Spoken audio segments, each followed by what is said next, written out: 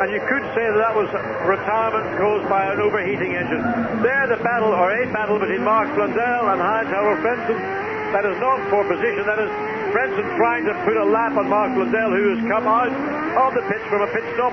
But of course, he's got Johnny Herbert behind him, and that is not going to make Heinz-Harold Frentzen's task particularly easy. But it's going to provide us with a little bit of entertainment.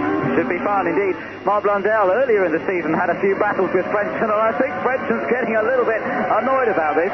Well, as far as Frentzen's concerned, this is not showtime, folks.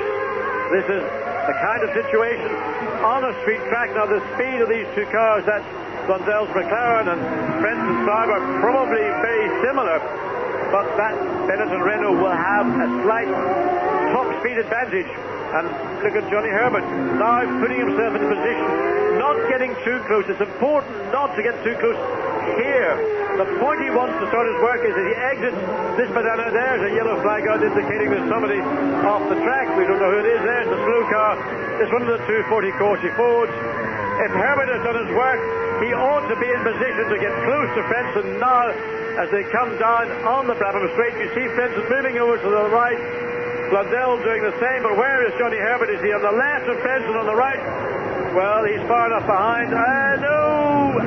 That was very nearly a repeat of what we saw with Schumacher and Alesi. And Johnny Herbert thought about going the long way round. Thank goodness he didn't, because there was no way out if he had.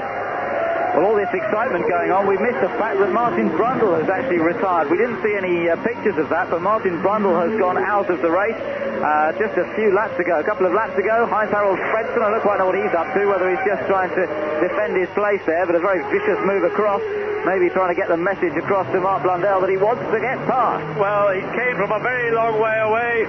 He was not in position. Mark Blundell did the right thing. He took his line, he maintained it. It was up to Frentzen to get out of the way. He did that, but of course, for Frentzen and Herbert, Mark Blundell is just a nuisance. Mark Blundell, in reality, ought to allow them to go through cleanly, and he can do that, in fact, without really affecting his own progress. He's some 15 seconds behind Gianni Morbidelli, who is, in fact, now in 6th place. Here's the corner where you must be absolutely right.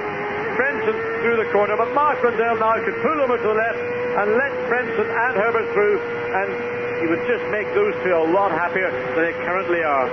Frentzen passed, no problem at all. Johnny Herbert didn't get the opportunity. Mark Blundell stays wide this time. Okay, guys, sorry for that. Certainly for the entertainment value, I provided some interest and amusement. But the battle that's going on right now for second and third places is absolutely intense. And believe me, I would not be surprised that these two characters do touch one another. And maybe gently, and maybe a little bit more aggressively, but believe me, they will make contact.